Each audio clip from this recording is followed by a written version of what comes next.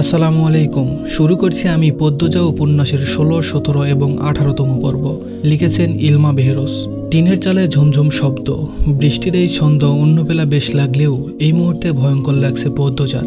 এক একটা বর্জ্যপাত আরও বেশি ভয়ঙ্কর করে তুলেছে পরিবেশকে। সে ক্যাচুম্যাচু হয়ে ফোপাচ্ছে। বৃষ্টির শব্দ একটু কমলে কিছু কথা ভেসে আসে বাতাসে। আপনি ভয় পাচ্ছেন কেন? আমাকে ভয় পাবেন না। বিপদে পড়ে এই বাড়িতে উঠেছে, বিশ্বাস করুন। পদ্মজা কান্না থামালো, কান খাড়া করে শোনার চেষ্টা করলো। দরজার ওপাশ থেকে আমির নামের মানুষটা বলছে, দরজা খুলুন, বিশ্বাস করুন আমাকে। আমি আপনার সাথে কোনো সুযোগ নিতে আসিনি, ভয় পাবেন না। পদ্মজা একটু নড়ে চেড়ে বসলো। আমির আবার বলল, শুনছেন? পদ্মজা ঢোক গিলে কথা বলার চেষ্টা করলো, কথা আসছে না। এরপর খাক করে গলা পরিষ্কার করলো আর বলল, আমি দরজা খুলব না। ক্ষণকাল উত্তর আসলো না। এরপর আমির বলল, আচ্ছা খুলতে হবে না, আপনি ভয় পাবেন না প্লিজ। পদ্মজা বলল, আপনি চলে যান। আমির বলল, বৃষ্টি থামতে দিন। হঠাৎ বৃষ্টির জন্যই তো আপনার বাড়িতে উঠেছি, আমার বৃষ্টিতে সমস্যা হয়।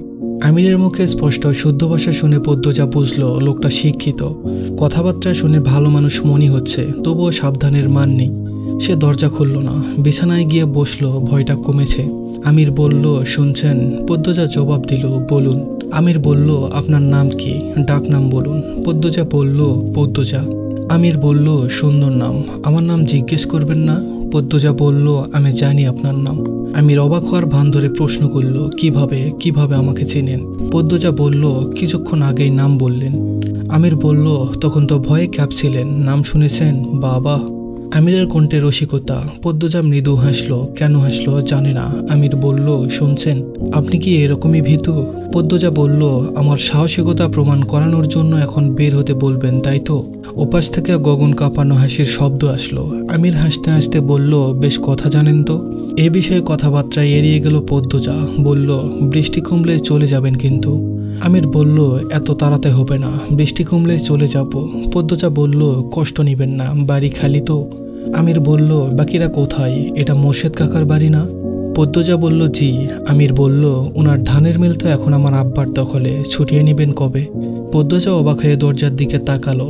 বিস্ময় নিয়ে বলল, আপনি মাতব্বর কাকার ছেলে? আমির বলল, অবাক হলেন মনে হচ্ছে। পদ্মজা বলল, মাতব্বর কাকার ছেলের নাম তো বাবু। আমির হেসে বলল, আমার ডাকনাম বাবু, আম্মার আব্বা ডাকে, ভালো নাম আমির। পদ্মজার কথা বাড়ালো না। বজ্রপাত থেমেছে, বৃষ্টি রয়েছে। আমির জিজ্ঞেস করলো, বাকিরা কোথায় বললেন না? পদ্মজা বলল, আম্মা আব্বা ঢাকা, আজ ফেরার কথা ছিল। আমার 2 বোন আর ভাই নানা বাড়ি, বোধহয় বৃষ্টির জন্য আসতে পারছে না। আমির বলল, এখনো আমাকে ভয় পাচ্ছেন? পদ্মজা বলল, একটু একটু। আমির বলল, এটা ভালো। অচেনা মানুষকে একেবারেই বিশ্বাস করতে নেই। বাসন্তী ভ্যান থেকে নেমে সামনে এগোলেন। মোর্শেদের বাড়িটা তিনি চিনেন না, তাই কোন দিকে যাবেন বুঝে উঠতে পারছেন না। এদিকে আকাশের অবস্থা ভালো না, রাস্তাঘাটেও মানুষ নেই। ঝড়ো হাওয়া বইছে। আরও কিছুটা পথ হাঁটার পর আচমকা ঝড় শুরু হলো। তিনি দৌড়ে একটা বাড়িতে উঠলেন। রমিজ আলী বারান্দায় বসে হুঁকা টানছেন। সিল্কের শাড়ি পরনে, পেট উন্মুক্ত, লম্বা চুনের বেনুনিতে ধবধবে সাদা বাসন্তীকে দেখে তিনি অবাক হয়ে এগিয়ে আসেন। বিস্ময়ে প্রশ্ন করেন, কেডা আপনি, কারে চান? বাসন্তী কেঁপে উঠলেন। ঘাড় ঘুরিয়ে রমিজকে দেখে লম্বা করে হাসেন। বলেন, হুট কইরা মেঘখানা আইয়া পড়ল তো। রমিজ বলল, তে আপনি কার বাড়িতে যাইতেন? বাসন্তী বলল, মোর্শেদের বাড়ি। রমিজ আলী বিরক্তিকর ভাব নিয়ে সরে যান। ঘরের ভেতর থেকে চেয়ার এনে দেন। বলেন, মোর্শেদের কি লাগেন আপনি? বাসন্তী চিন্তায় পড়েন। গ্রামের মানুষ তো জানে না তার আর মোর্শেদের সম্পর্ক। এখন জানানোটা কতটা যুক্তিসঙ্গত। সেকেন্ড কয়েক ভাবার পর যুক্তি মিলে গেল। গ্রামবাসীকে বলা উচিত, নয়তো সে তার অধিকার কখনো পাবে না। একমাত্র গ্রামবাসী পারে তার জায়গাটা শক্ত করে দিতে। বাসন্তী রমিজ আলীর চোখের দিকে তাকিয়ে বললেন, আমি তার বউ লাগি, প্রথম বউ। তার লগে আমার 20 বছরের সম্পর্ক। রমিজ আলীর চক্ষুদ্বয় যেন কোটা থেকে বেরিয়ে আসতে চাইল। মেঘনা চাইতেই বৃষ্টি পাওয়ার মতো আনন্দ অনুভব করেন। তিনি প্রবল উৎসাহ নিয়ে বলেন, এর পরের বউ জানে? বাসন্তী বলল, না। রমিজ বলল, থাহেন কই আপনি? বাসন্তী বলল, রাধাপুর। রমিজ বলল, লুকাইয়া রাখছিল বিয়া কইরা? বাসন্তী বলল, হ। এখন মোর্শেদ আমারে তালাক দিতে চাই, আমার সাথে সংসার করতে চায় না, তাই আমি আমার অধিকার নেওয়ার জন্য আইছি। আমি তার বাড়িতে থাকবার চাই, আপনারা আমারে সাহায্য কইরেন। গ্রামবাসী ছাড়া মোর্শেদ আমারে জায়গা দিব না। রমিজ আলী প্রবল বৃষ্টি আর বজ্রপাতকে হাঁটিয়ে উঁচু স্বরে বললেন, আপনার জায়গা করে দেওন আমার কাম, আপনি চিন্তা কইরেন না, মেঘটা কমতে দেন, এরপর খালি দেখেন কি হয়। বাসন্তীর চোখ মুখ জল জল করে উঠল। ভরসা পাওয়া গেল। রমিজ আলীর প্রতিশোধের নেশা পেয়েছে। মোর্শেদ তাকে কত কটু কথা বলেছে, অবজ্ঞা করেছে, অপমান করেছে। এবার তার পালা। প্রতিটি অপমান ফিরিয়ে দিবেন বলে শপথ করেন। তিনি বাসন্তীকে ভরসা দিয়ে বলেন, আপনি বইয়া থাহেন, আমি আরও কয়েকজনের লইয়া আইতাছি। রমিজ আলী খুশিতে গদগদ হয়ে বেরিয়ে যান। সৈয়দ, রজব, মালিক, কামরুলকে নিয়ে ফিরেন। সবার হাতে হাতে ছাতা। কামরুল আটপাড়া এলাকার মেম্বার। গ্রামে কোনো অনাচার হলে তা দেখার দায়িত্ব তার, তাই তিনি মাথার উপর বর্জ্যপাত ঝড় নিয়েই ছুটে আসেন। এদিকে পদ্মজা উসখুস করছে, টয়লেটে যাওয়া প্রয়োজন, প্রস্রাবের বেগ বাড়ছে। এভাবে আর কতক্ষণ থাকা যায়, সাহসও পাচ্ছে না বের হওয়ার। রুমে পায়চারি করলো কিছুক্ষণ, চোখ বন্ধ করে জোরে নিঃশ্বাস নিল, এরপর কাছে কোমরে গুজে নিল। আয়াতুল কুরসি পরে বুকে ফু দিল, তারপর দরজা খুলল। আচমকা দরজা খোলার আওয়াজ শুনে আমির চমকে তাকালো। আকাশ থেকে কালো মেঘের ভাব কেটে গেছে অনেকটা। সন্ধ্যার আজান পড়েছে। সালোয়ার কামিজ পরা পদ্মজাকে দেখে মুহূর্তেই হৃদস্পন্দন থমকে গেল তার। পদ্মজা ওড়না টেনে নিল নাক অব্দি, এরপর কাপা পায়ে আমিরের পাশ কাটালো। আমিরের চোখ স্থির, নিঃশ্বাস এলোমেলো, ঠোঁট শুকিয়ে কাঠ। পদ্মজা যখন ফিরছিল রুমে, তখন আমির ডাকলো, পদ্মজা। পদ্মজা দাঁড়ালো। মানুষটা খারাপ হলে এতক্ষণ আক্রমণ করত, যেহেতু করেনি, মানুষটার উদ্দেশ্য খারাপ না, তাই দাঁড়ালো, তবে ঘাড় ঘুরিয়ে তাকালো না। আমিরের গায়ে স্যান্ডোর গেঞ্জি পরা, শার্ট ভিজে গেছে, তাই বারান্দার দড়িতে রেগেছে বাতাসে শুকাতে। আমির বলল, অলন্দপুরে এমন রূপবতী আছে জানতাম না। পদ্মজা লজ্জা পেল, বিব্রত বোধ করল। বৃষ্টি প্রায় কমে এসেছে। পদ্মজা বলল, আপনি এবার আসুন, কেউ দেখলে খারাপ ভাববে। আমির বলল, যেতে তো ইচ্ছে করছে না। লোকটা বলে কি? এতক্ষণ বলল বৃষ্টি কমলেই চলে যাবে, এখন বলছে যাবে না। পদ্মজা ঘুরে তাকালো, চোখের দৃষ্টিতে একতে নিয়ে বলল, চলে যান। আমির কিঞ্চিত হা হয়ে তাকিয়ে রইল। না চাইতেও পদ্মজা আমিরকে খেয়াল করলো। শ্যামবর্ণের একজন পুরুষ, থুতুনির মাঝে কাটা দাগ। সাথে সাথে চোখ সরিয়ে নিল পদ্মজা। কাঁদো কাঁদো হয়ে বলল, বৃষ্টি কমে গেছে, আম্মা আব্বা চলে আসবে, চলে যান আপনি। আমিরের নিস্তব্ধতা পদ্মজাকে বিরক্ত করে তুলল। এত ঘাটতেরা দুই কথার মানুষ কিভাবে হয়? উঠানে পায়ের শব্দ, কয়েকজোড়া পায়ের শব্দ। বারান্দা থেকে তাকালো আমির এবং পদ্মজা। গ্রামের এতজনকে দেখে পদ্মজার নিঃশ্বাস বন্ধ হয়ে আসে। দৌড়ে রুমে ঢুকে পড়ল। রমিজ আলী চেঁচিয়ে ডাকেন, কইরে মোর্শেদ, আকাম কইরা এখন লুকাইয়া আসস কেন? বাইর হ, তোর আকাম ধইরা লইয়া আইছি। আমির বারান্দা পেরিয়ে বেরিয়ে আসে। গম্ভীর মুখে বলল, উনারা বাড়িতে নেই। উৎসুক জনতা আমিরকে দেখে অবাক হলো। কামরুল বললেন, আরে আমির, শহর থেকে আইলা কবে? আমির বলল, এই তো 4 দিন হলো, কেমন আছেন? কামরুল বলল, এই তো আছি, তাই এখানে কি করো? আমির উত্তর দেওয়ার আগে রমিজ আলী প্রশ্ন করেন, বাড়িতে কি কেউ নাই? আমির বেশি সহজ সরল গলায় বলল, আছে, পদ্মজা আছে। উপস্থিত 5-6 জন তীক্ষ্ণ চোখে তাকালো। সবার দৃষ্টি দেখে আমির বুঝলো সে কত বড় ভুল করে ফেললো। তাহলে পদ্মজা এটারই ভয় পাচ্ছিল। আমির দড়ি থেকে শার্ট নিয়ে দ্রুত পড়ল। এরপর কৈফিয়ত স্বরে বলল, আপনারা যা ভাবছেন তা না। বাড়ি ফিরছিলাম, বৃষ্টি নামে, তাই এই বাড়িতে উঠে পড়ি। বাড়িতে কেউ নেই না জানলে। আমির কথা শেষ করতে পারল না। রমিজ আলী চেঁচিয়ে আশেপাশের বাড়ির সব মানুষদের ডাকা শুরু করলেন। মাতব্বর তাকে কোমাপদস্থ করেননি, কোণঠাসা করেছে। মোর্শেদ পথে ঘাটে কটু কথা শুনিয়েছেন, আর সেই যন্ত্রণা কমানোর দিন। আমির ভরকে গেল। কামরুল আঙ্গুল শাসিয়ে কঠিন স্বরে বললেন, তোমার কাছে এটা আশা করি নাই। তোমার আব্বারে ডাকতাছি, উনি যা করেন করবেন। আমির বিরক্ত নিয়ে বলল, আরে আজব, কি শুরু করছেন আপনারা?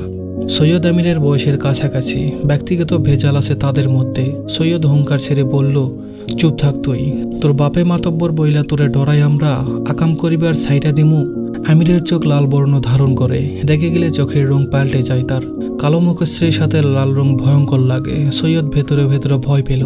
আমিরের হাতে কম মার খায়নি সে, তবে আর সুযোগ আছে। পুরো গ্রামবাসী এক দলে, সে কিছুতেই ছাড়বে না। ঢোক গিলে বলল, চোখ উল্টাইয়া লাভ নাই, কুকামের উসুল না তুলে যাইতাছি না। আমি রাগে শক্ত হয়ে সৈয়দের কানের কাছে থাপ্পড় দিল। মুহূর্তেই সৈয়দের মাথা ভন ভন করে উঠল। ততক্ষণে রমিজের উস্কানিতে মানুষ জমে গেছে। সবার হাতে হাতে টর্চ, হ্যারিকেন। আধার নেমে এসেছে। আমির আবারও সৈয়দকে মারতে গেল। কয়েকজন এসে জাপটে ধরল। কামরুল একজন মহিলাকে আদেশ স্বরে বললেন, শিউলির আম্মা, কয়েকজনরে লইয়া মাইয়াডারে বাইক কইরা আনো। লুকাইছে নটি। গ্রামটার নটিদের ভিড়ে ধ্বংস হয়ে যাইতাছে। পদ্মজা মাটিতে নতজানু হয়ে বসে কাঁপছে। দ্রুতগতিতে পা থেকে মাথায় চুল অব্দি কাঁপছে। বাইরের প্রতিটা কথা কানে এসেছে। চারপাশে যেন ভন ভন করছে।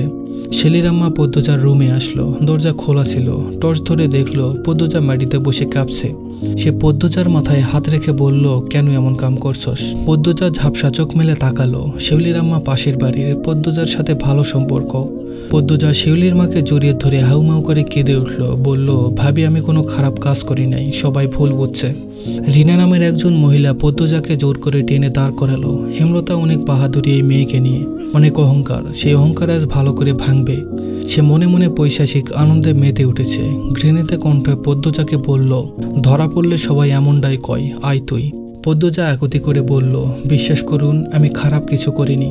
আম্মা এসব শুনলে মরে যাবে, আপনারা এমন করবেন না। কারো কানে পৌঁছালো না পদ্মজার কান্না, আর্তনাদ, একতি। সবাই গ্রামের সবচেয়ে সুন্দর মনের, সুন্দর পরিবারের সদস্যগুলোকে ধ্বংস করায় মেতে উঠল। পদ্মজাকে টেনে হিঁচড়ে বের করে আনে। কখনো ঘোমটা ছাড়া কোনো পুরুষের সামনে না যাওয়া মেয়েটাই বুকের ওড়না পরে রইল ঘরে। 3-4 মহিলা শক্ত করে চেপে ধরে রাখলো। সবাইকে উপেক্ষা করে পদ্মজা ঘৃণা চোখে তাকালো আমিরের দিকে। আমির চেষ্টা করছে নিজেকে ছাড়ানোর, কিছুতেই পারছে না। পূর্ণা জ্বরের চোটে কাঁপছে। বাড়িতে ঢুকে দেখলো কোলাহল, ভয় পেয়ে গেল। একটু এগিয়ে দেখলো পদ্মজার বিধ্বস্ত অবস্থা। জ্বর মুহূর্তেই উবে গেল। দৌড়ে এসে পদ্মজাকে জড়িয়ে ধরলো, চেঁচিয়ে উঠল, আমার আপারে আমনে ধরছেন কেন? আপা, এই আপা, কাঁদছ কেন? পদ্মজা কেঁদে পড়ল, পূর্ণা, আম্মা মরে যাবে এসব দেখলে, আমি কিছু করি নাই পূর্ণা। পূর্ণা কিছু বুঝে উঠতে পারছে না, শুধু অনুভব করছে তার বুক কাঁপছে। সে রিনাকে বলল, খালা আপনি আমার বোনরে এভাবে ধরছেন কেন, ছাড়েন। রিনা কর্কশ কণ্ঠে বলল, তোর বোনের রস বাইরে গেছিল, এই জন্য খালি বাড়ির বেড়া ছেড়ে ডাইকে আইনা রস কমাইছে। পূর্ণার গা ঢিরি করে উঠল। তেজ নিয়ে বলল, খারাপ কথা বলবেন না, আমার আপা এমন না। পাশ থেকে একজন মহিলা পূর্ণার উদ্দেশ্যে বলল, তোর মা যেমন, এই মাইয়াটা এমনই হয়েছে। নিজে এমন কিচ্ছা করলো, মাইয়াটাও করলো। পদ্মজা চুমকে তাকালো। মহিলা বলে যাচ্ছে, বুঝলা তোমরা সবাই, মায়া খারাপ, মাইয়াডারে বানাইছে আরেক খারাপ। পদ্মজা আচমকা রেগে গেল খুব।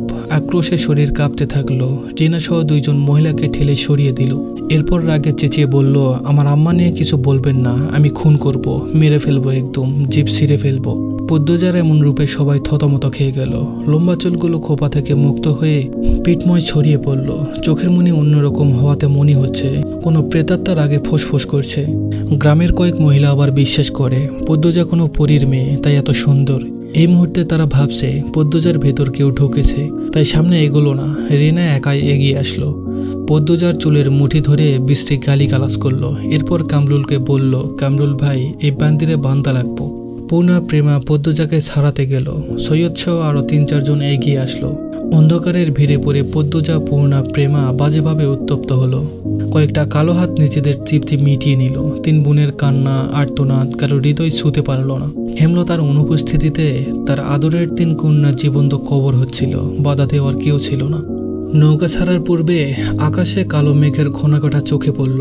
তার কিছুক্ষণ পর হঠাৎই রিমঝিমিয়ে বৃষ্টি নেমে এলো। খোলা নৌকা হওয়াতে চোখের পলকে যাত্রী 5 জন কাক ভেজা হয়ে গেল। ভিজলেন না হেমলতা, মোর্শেদ ছাতা ধরে রয়েছেন। বজ্রপাতের সাথে সাথে হেমলতার আত্মা দুলে উঠেছে, মনটা খসখস করছে। তিনি জলের দিকে স্থির চোখে তাকিয়ে রইলেন। জলে বৃষ্টির ফোঁটা পড়ার সঙ্গেই বলের মতো একদোলা পানি লাফিয়ে উঠছে। তারপর ছোট্ট ছাতার মতো আকৃতি নিয়ে চারিপাশে প্রসারিত হয়ে হাওয়ায় মিলিয়ে যাচ্ছে। দেখতে সুন্দর, কিন্তু সেই সৌন্দর্য মনে ধরছে না। অজানা আশঙ্কায় তিক্ত অনুভূতি হচ্ছে। মোর্শেদ গলা খাকারি দিয়ে হেমলতার দৃষ্টি আকর্ষণ করার চেষ্টা করেন। এরপর বলেন, কিছু খাইবা? হেমলতা নিরুত্তর। মোর্শেদ শুষ্ক হাসি হেসে বলল, আর কিছুক্ষণ, আইয়া পড়ছে। হেমলতা কিছুটি বলল না, নিরুত্তরেই বসে রইল। বৃষ্টির স্পর্শ নিয়ে আসা হাওয়ারের হিমেল বাতাসের ছোঁয়া লাগছে চোখে মুখে। হাওয়ারের ঘর লাগা বৃষ্টি দেখতে দেখতে তন্দ্রা এসে ভর করে। হেমলতা নিকাব খুলে চোখ মুখে পানি দিয়ে তন্দ্রা কাটান। এরপর ক্লান্ত চোখ দুটো মেলে তাকান মোর্শেদের দিকে। মোর্শেদ হাতে হাত রেখে বললেন, আমার এত খারাপ লাগছে কেন? বুক পোড়া কষ্ট হচ্ছে। মোর্শেদ হেমলতার কণ্ঠ শুনে সহসা উত্তর দিতে পারলেন না। চিত্ত ব্যথায় ভরে উঠল। কিছু সময় অতিবাহিত হওয়ার পর আশ্বস্ত করে বললেন, আইয়া পড়ছি তো, ওই যে বাজারের ঘাট দেখা যাইতাছে। হেমলতা মোর্শেদের হাত ছেড়ে দূরে তাকান। অলন্দপুরের বাজারটা ছোট্ট পিঁপড়ার মতো দেখাচ্ছে। নৌকাটা বারবার দুলছে, চারিদিকে ঝড় বইছে, মনেও তো বইছে। তিনি নিজেকে শক্ত করতে চোখ বুজে কয়েকবার প্রাণ ভরে নিঃশ্বাস নেন। ব্যথাতর মন আর্তনাদ করে শুধু জানতে চাইল, আমার মেয়েগুলো কেমন আছে। রিনা চুল এত শক্ত করে ধরেছে যে পদ্মজার সারা শরীর ব্যথায় পিছিয়ে উঠেছে। পদ্মজা একুতি করেও ছাড়া পাচ্ছে না। পূর্ণা, প্রেমা খামচে ধরে রেখেছে পদ্মজাকে। কিছুতেই তারা বোনকে ছাড়বে না। আমির ক্রোধে চিৎকার করে উঠল, কামরুল চাচা, এটা ঠিক হচ্ছে না, মেয়েগুলোর অভিশাপে পুড়ে যাবেন। আমিরের উৎকট উত্তেজনায় ক্ষণকালের জন্য কামরুল হতবুদ্ধি হয়ে গেল। রমিজ আলী কামরুলের নরম নিঃশব্দ ভয়ার্ত মুখের দিকে চেয়ে ভেতরে ভেতরে উদ্বিগ্ন হয়ে তার ছিল্লের ভঙ্গিতে বলল, খারাপদের সাপে কেউ পুড়ে না। জলিল প্রেমাকে সরিয়ে নিয়েছে, প্রেমার কান্না শোনা যাচ্ছে। বড় আপা করে গলা ফাটিয়ে কাঁদছে। সৈয়দ অনেক টেনেও পূর্ণাকে সরাতে পারল না, তাই অন্ধকারের সুযোগ নিয়ে পূর্ণার বুকে নোংরা হাতের দাগ বসিয়ে দিল। পূর্ণা এমন ঘটনার জন্য মোটেও প্রস্তুত ছিল না। কোনো মেয়েরই এমন নিচু ঘটনার সাক্ষী হতে চায় না। আকস্মিক এই ঘটনা কাটিয়ে ওঠার পূর্বেই একটা শক্ত হাত পায়জামার ফিতা টেনে ধরল। পূর্ণার পায়ের তলার মাটি সরে গেল। ভয়ে গলা ফাটিয়ে চিৎকার করে উঠল, আপা আপা বলে। পূর্ণার আর্তনাদ পদ্মজার মস্তিষ্কে প্রখর করে তুলল। পদ্মজার চোখ তুলে পূর্ণার দিকে তাকালো। তার চেয়ে কয়েক ইঞ্চি দূরে পূর্ণা। পদ্মজা এক হাত শক্ত করে ধরে রেখেছে সে। কাছে আসতে পারছে না সৈয়দের জন্য। পূর্ণার কান্না দেখে পদ্মজা আতঙ্কে নীল হয়ে গেল। চারিদিকে কোলাহল। গালি দিচ্ছে মা বাপ তুলে, কেউ বলছে না মেয়েটা ভালো, এরকম করতেই পারে না। পূর্ণা চেঁচিয়ে যাচ্ছে, কেঁদে মাকে ডাকছে। পদ্মজা এক দৃষ্টিতে মানুষগুলোর দিকে তাকিয়ে রইল। মানুষগুলো এরকম কেন হয়? পূর্ণার হাত সৈয়দ আলগা করতেই সে ছুটে এসে জড়িয়ে ধরল পদ্মজাকে। তার পুরো শরীর কাঁপছে, হৃৎপিণ্ড এত জোরে চলছে যে অনুভব করা যাচ্ছে। পূর্ণা কাঁদতে কাঁদতে বলল, আপা কেন মেয়ে হলাম আপা, এত কষ্ট হচ্ছে আপা। পদ্মজার দু চোখ বেয়ে টপ করে দুফোঁটা জল পড়ে। এক হাতে শক্ত করে পূর্ণাকে বুকের সাথে চেপে ধরে। রমিজের উস্কানিতে কামরুল গলা চেঁচিয়ে বলল, নটিরে বান সৈয়দ। পূর্ণার কানে কথাটা আসতেই সে আরো জোরে পদ্মজাকে জড়িয়ে ধরল। পদ্মজা ঠান্ডা স্বরে বলল, পূর্ণা ছেড়ে দে আমায়। রিনা পদ্মজাকে চুল ধরে টেনে নিয়ে যেতে চাইলেও পদ্মজা জায়গা থেকে এক চুলও নড়ল না, ঠাই দাঁড়িয়ে রইল। পূর্ণাকে ফিসফিসিয়ে বলল, বেঁচে থাকলে সব উসুল হবে, ছেড়ে দে। পদ্মজার কণ্ঠে কি যেন ছিল। পূর্ণার সাথে সাথে শান্ত হয়ে গেল। চোখ তুলে পদ্মজার দিকে তাকালো। পদ্মজার গাল বেয়ে রক্ত ঝরছে। সৈয়দ পূর্ণাকে নিয়ে আসলো। পদ্মজা একটি দুঃসাহসিক কাজ করে বসলো। সৈয়দের অন্ডকোষ বরাবর লাথি বসিয়ে দিল। সৈয়দ মাগো বলে চেঁচিয়ে উঠল। জলিল সহ উপস্থিত তিনজন তেড়ে আসলো পদ্মজার দিকে। পূর্ণাকে ধাক্কা দিয়ে ছুঁড়ে ফেললো দূরে। অশ্রাব্য গালি দিতে দিতে কেউ পদ্মজাকে থাপ্পড় দিল, কেউ বা দিল লাথি। দু তিনজন গ্রামবাসীর মনে মায়া উদয় হলো। ছুটে আসলো পদ্মজাকে বাঁচাতে। প্রান্ত ভয়ে চুপসে গিয়েছিল। পদ্মজাকে কাদায় ফেলে মারতে দেখে দৌড়ে আসে। জলিলের হাতে শরীরের সব শক্তি দিয়ে কামড় দিল। জলিল প্রান্তের কান বরাবর থাপ্পড় বসাতেই প্রান্তের মাথা ভন ভন করে উঠল। পরিস্থিতি বিগড়ে যেতে দেখে কামরুল হতবুদ্ধি হয়ে পড়েন। মনে মনে বেশ ভয় পান। কেশে গলা পরিষ্কার করে দুহাত তুলে চেঁচিয়ে বললেন, তোমরা থামো, এটা কি করতেছ? থামো কইতেছি, সবাই সইরা আসো, থামো। সবকিছু থেমে গেল। পদ্মজা কাচুমাচু হয়ে পড়ে রইল কাদায়। নিঃশ্বাস নিতে কষ্ট হচ্ছে। নাভির নিচে একটা লাথি পড়েছে বেশ জোরে। চোখ বুজে রেখেছে। দুহাত বুকের উপর। লম্বা চুল কাদায় মেখে ছড়িয়ে আছে চারিপাশে। যন্ত্রণায় যেন পাঁচরগুলো মরমর করে ভেঙে যাচ্ছে। পূর্ণা জ্বরের তোপে জ্ঞান হারিয়েছে। হেমলতার মা মঞ্জুরা বাড়িতে ঢুকে পদ্মজাকে এমনভাবে পড়ে থাকতে দেখে আটকে উঠলেন। দৌড়ে এসে পদ্মজাকে তুলতে চাইলে কামরুল হুঙ্কার ছাড়েন, এই শরীরে ধরন চাইব না, জানে হান থাইকা। মঞ্জুরা পদ্মজার কামিজ ঠিক করে দিলেন। এরপর দুজন লোককে নিয়ে পূর্ণাকে তুলে ঘরে নিয়ে গেলেন। মঞ্জুরার বুক কাঁপছে হেমলতার ভয়ে। হেমলতা বারবার বলেছিল 2-3 দিন তার মেয়েদের চোখের আড়াল না করতে, আর তিনি একা বাড়িতেই ছেড়ে দিয়েছেন। ইচ্ছে হচ্ছে একা ছুটে পালিয়ে যেতে। হিমেল নাক টেনে টেনে কাঁদছে, জপ করছে হেমলতার নাম। মঞ্জুরা রেগে ধমক দেন, আহ থামতো। বাপের বাড়িতে কাউকে না পেয়ে হেমলতা চিন্তায় পড়েন। মোর্শেদ বললেন, আমরার বাড়িতে গিয়া বইয়া রইছে মনে হয়, আও বাড়িতে যাই। হেমলতা মিনমিনিয়ে গলায় বলেন, তাই হবে। দুইজন হেঁটে বাড়ির রাস্তায় ওঠে। তখন পাশ কেটে একজন মহিলা হেঁটে যায়। কিছুটা হাঁটার পর মোর্শেদের খটকা লাগলো। তিনি ঘাড় ঘুরিয়ে তাকান। মহিলাটি অনেক দূর অবধি চলে গিয়েছে। মহিলার অভাব দেখে মোর্শেদের বাসন্তীর কথা মনে হলো। মনে মনে আওরান, বাসন্তী আইছে। পরপরই নিজের মনকে বুঝতেন, না না, হে আইব কেমনে, আর আইলেও যাইব গা কেন। তিনি আর মাথা ঘামালেন না। হেমলতার বুক দুরুদুর করছে। ঠান্ডা বাতাস বইছে। তবুও তিনি ঘামছেন অজানা আশঙ্কায়। বাড়ির কাছাকাছি এসে তিনি দেখতে পেলেন মাতব্বরকে। মাতব্বরের সাথে আরো 2 জন ব্যক্তি। এছাড়া বাড়ির সামনে মানুষের ভিড়ও দেখা যাচ্ছে। হেমলতার হৃৎপিণ্ড যেন থমকে গেল। মেরুদণ্ড বেয়ে বরফের ন্যায় ঠান্ডা কিছু একটা ছুটে গেল। তিনি নিঃশ্বাস বন্ধ রেখে ছুটতে থাকেন। পিছলা খেয়ে পড়ে যেতে গিয়েও নিজেকে সামলে নেন। দৌড় দেখে মোর্শেদ অবাক হন। প্রশ্ন করেন, তুমি দৌড়াইতেছ কেন? হেমলতা প্রশ্নটি শুনলেন না। নিকাব বাতাসের দমকে উড়ে পড়ল দূরে। তিনি ভিড় ঠেলে বাড়িতে ঢোকেন। কোলাহল বেড়ে গেল। এত ভিড়ের মাঝে একটা মেয়েকে পড়ে থাকতে দেখে তিনি অবাক হন। অন্ধকারে মেয়েটিকে চিনতে বেশ অসুবিধা হচ্ছে। তিনি আঙ্গুল তুলে বিড়বিড় করেন, মেয়েটাকে। হেমলতার প্রশ্ন কারো কান অব্দি গেল না। কোথা থেকে একটি আলো এসে পড়ে পদ্মজার উপর। সাথে সাথে হেমলতার চক্ষুদ্বয়ের সামনে পদ্মজার কাদা রক্তে মাখা মুখ ভেসে উঠল। হেমলতা গগন কাঁপিয়ে আর্তচিৎকার করে উঠলেন, পদ্মজারে। পদ্মজার বুকে ধরাস করে উঠল, অস্তিত্ব কেঁপে উঠল। আম্মা এসেছে, তার পৃথিবী, তার শক্তি। পদ্মজা দুর্বল হাত দুটো ভর রেখে উঠে বসার চেষ্টা করলো, পারল না। ভাঙা গলায় জোর দিয়ে শুধু ডাকলো, আম্মা। হেমলতার পৃথিবী থমকে গিয়েছে। বিধ্বস্ত, পর্দাহীন, কাদা রক্তমাখা পদ্মজাকে দেখে বিশ্বাস হচ্ছে না এটা তার মেয়ে। তিনি দ্রুত নিজের বোরকা খুলে পদ্মজাকে ঢেকে বুকের সাথে জড়িয়ে ধরেন। অসহনীয় যন্ত্রণায় যেন কলিজা বেরিয়ে আসছে তার। তার সোনাকন্যারে কি রূপ, কে করল? কাপা কণ্ঠে বললেন, পদ্ম, আমার পদ্ম। হেমলতার বুকে মাথা রেখে পদ্মজা হাউমাউ করে কেঁদে উঠল, বলল, আম্মা। হেমলতা পদ্মজাকে আরো জোরে চেপে ধরেন বুকের সাথে। দৃষ্টি অস্থির, বুক হাঁপড়ের মতো ওঠানামা করছে।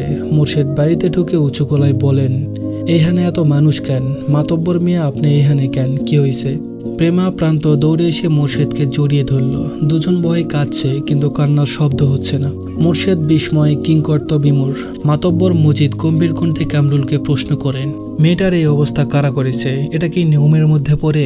কামরুল মাথা নিচু করে রেখেছেন। মিনমিনিয়ে গলায় বললেন, আমি ছেলেটারে মারতে কই নাই। জলিল, সৈয়দ আর মঞ্জুর সেরার নিজের ইচ্ছায় মারছে। মজিদ বলল, আপনি আটকাইলেন না কেন? কামরুল বলল, আটকাইছে বইলাই তো মাইয়াটা বাইচা আছে, আর এমন নটিদের বাঁচার অধিকার নেই।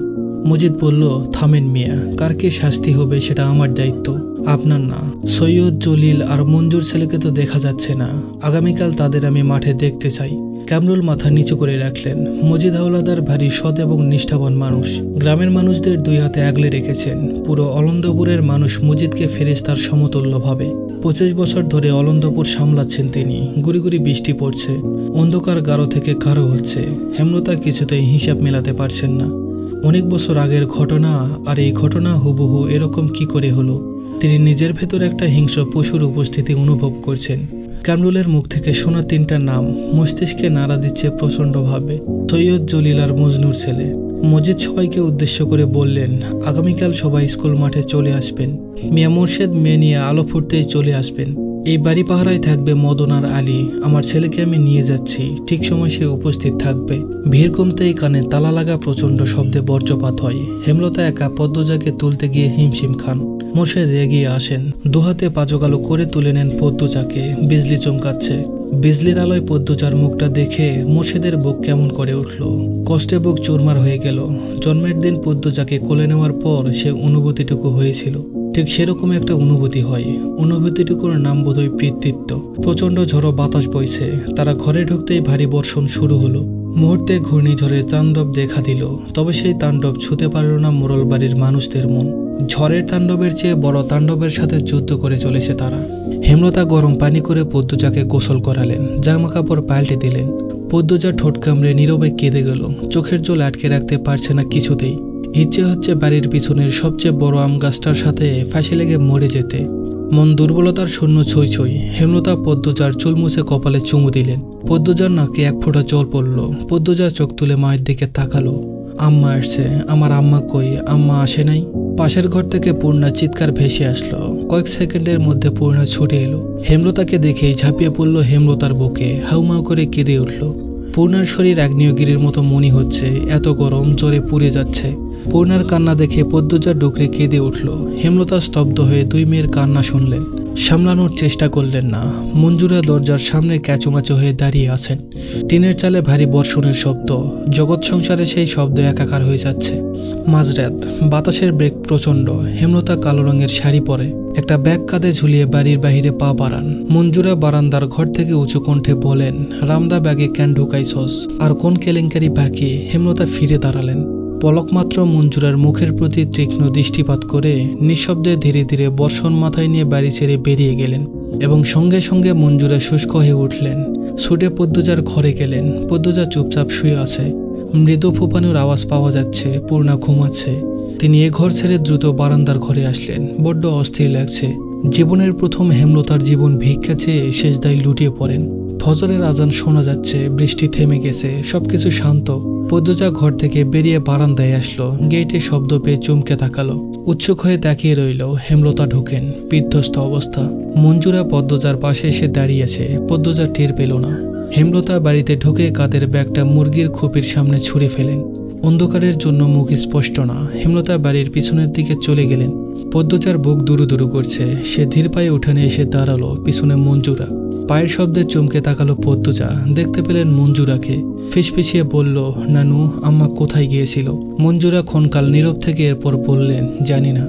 মঞ্জুরার কণ্ঠে ভয়। পদ্মজা দুর্বল শরীর ঠেলে নিয়ে আসলো বাড়ির পেছনে। দেখতে পেল হেমলতা নদীতে নেমে গোসল করছেন। এক নিঃশ্বাসে কয়েকটা ডুব দিলেন। পদ্মজা ব্যস্ত পায়ে খাটের কাছে এলো। ক্ষীণস্বরে ডাকলো, আম্মা। হেমলতা ঘুরে তাকালেন। ঝড় শেষে আকাশ ধবধবে সাদা। অন্ধকার কাটার পথে। পদ্মজা বলল, ঠান্ডা লাগবে। হেমলতা কিছুটি বললেন না। গোসল শেষ করে উঠে আসেন উপরে। পদ্মজা আর কিছু বলল না। হেমলতা উঠানে এসে মঞ্জুরাকে বললেন, পূর্ণারে নিয়ে আসো আম্মা। পদ্মজা অবাক হয়ে শুধু দেখছে। পূর্ণা আসে ধীর পায়ে হেঁটে। তার জ্বর অনেকটা কমে এসেছে। মঞ্জুরা দূরে দাঁড়িয়ে রইলেন। হেমলতা মৃদু এসে পূর্ণাকে বললেন, পদ্মজা পাশে এসে দাঁড়া। পূর্ণা হতবুদ্ধি হয়ে পড়ল। সে বাধ্যের মতো পদ্মজার পাশে এসে দাঁড়ালো। হেমলতা মুরগির খুপির পাশ থেকে কালো ব্যাগটা হাতে তুলে নিলেন। ব্যাগ থেকে একটা রামদা আর একটা কৌটা বের করলেন। দুপুন চাওয়াচাই করলো একবার। হেমলতা রক্তমাখা রামদা দুই মেয়ের পায়ের সামনে রাখলেন। শীতল কিন্তু তীক্ষ্ণ কণ্ঠে বললেন, মানুষ সৃষ্টির সেরা জীব, আর পৃথিবীতে সেরা মানুষগুলোরই বাঁচার অধিকার আছে, মানুষরূপী পশুদের না। যখন যেখানে কোনো মেয়েকে অসম্মান হতে দেখবি, এক কোপ দিয়ে মানুষটার আত্মা দেহ থেকে আলাদা করে দিবি। যে তোকে অসম্মান করেছে সে দোষী, তুই না। তার শাস্তি পাওয়া উচিত, তোর না। তাই আত্মহত্যার কথা কখনো ভাববি না। দোষীর আত্মহত্যা করা উচিত। আর আমি মনে করি এতে পাপ নেই, বরং পাপীকে বিনাশ না করা পাপ। আর আমার মেয়েরা যেন সেই পাপ কখনো না করে। কথা শেষ না হতেই মঞ্জুরা বলল, মেয়েদের এসব কি শিক্ষা দিতেছিস তুই? মাথা খারাপ হইয়া গেছে তোর? হেমলতার ঢোক গেলে মঞ্জুরার কথা হজম করে নিলেন। এরপর আবার মেয়েদের দিকে তাকিয়ে বললেন, আমি কখনো ছেলে চাইনি, মেয়ে চেয়েছি। প্রতিবাদী দুঃসাহসিক মেয়ে চেয়েছি। আল্লাহ আমাকে 3টা মেয়ে দিয়েছেন। এখন সেই মেয়েরা যদি এতটুকু দুর্বল হয়ে পড়ে কিভাবে হবে? ঠিক আগের মতোই মাথা উঁচু করে বাঁচবি। যতদিন আমি আছি কেউ তোদের অসম্মান করে টিকতে পারবে না। আমি না হয় যতদিন বেঁচে আছি তাদের শাস্তি দিব, পৃথিবী থেকে মুছে দিব।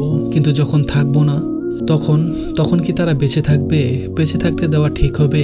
অন্য কোনো মেয়ের সাথে নোংরামো করবে না, তার নিশ্চয়তা আছে? নেই। এখন থেকে নিজেদের শক্ত কর। মেয়েদের সাহস মেয়েদেরই হতে হয়। নিজেকে রক্ষা করার দায়িত্ব নিজের। রাতের স্মৃতির দুঃস্বপ্ন ভেবে ভুলে যেতে বলবো না, মনে রাখ। প্রতিটা মানুষের ভেতরে লুকানো হিংস্র শক্তি আছে, সবাই প্রকাশ করতে জানে না, চিনতে পারে না নিজেকে। গত রাতের ঘটনাটা মনে রেখে নিজের ভেতরে লুকানো হিংস্র শক্তিটাকে জাগিয়ে হাতের মুঠোয় রাখ, যাতে সঠিক সময়ে হাতের মুঠো খুলে মেরুদণ্ড সোজা করে দাঁড়িয়ে থাকতে পারিস। আঘাতে আঘাতে চুরমার করে দিতে পারিস পাপের জগৎ।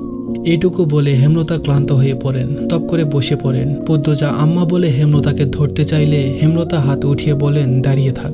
হেমলতা সময় নিয়ে দম নেন। এরপর কৌটাটা খুলে ঠান্ডা তরল কিছু ঢেলে দেন দুই মেয়ের পায়ে। পূর্ণা কেঁপে উঠে দূরে সরে গেল। পদ্মজা আতঙ্ক নিয়ে প্রশ্ন করল, আম্মা, কার রক্ত? রক্তের কথা শুনে ঘৃণা আর ভয়ে পূর্ণার সর্বাঙ্গ রিরি করে উঠল। মনে হচ্ছে পায়ে পোকা কিলবিল করছে। টাটকা তাজা লাল রক্ত। বমি গলায় এসে আটকে গেছে। হেমলতা পদ্মজাকে জবাব দিলেন না, শুধু মৃদু হাসলেন। পূর্ণা এই ভয়ঙ্কর দৃশ্য সহ্য করতে না পেরে জ্ঞান হারালো।